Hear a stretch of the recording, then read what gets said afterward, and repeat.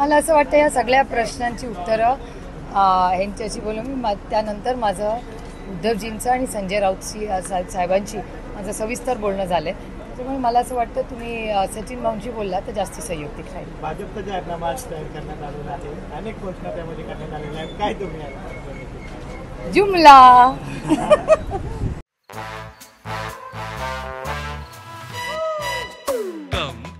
Come, my love, please don't say no, baby. Come, my love. V-Guard के air coolers extra large cooling pads के साथ जो अच्छों को ठंडा करे. V-Guard air coolers, long lasting cooling.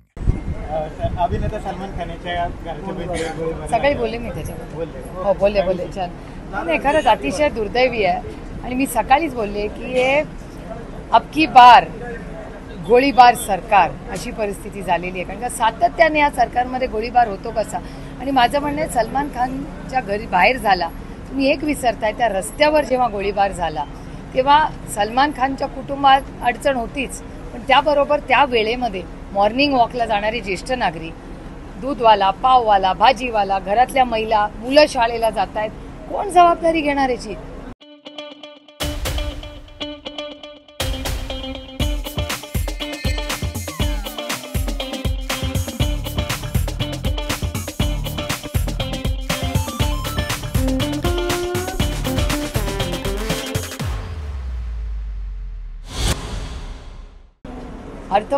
गृहमंत्र्यांनी घ्यायला नको याची जबाबदारी.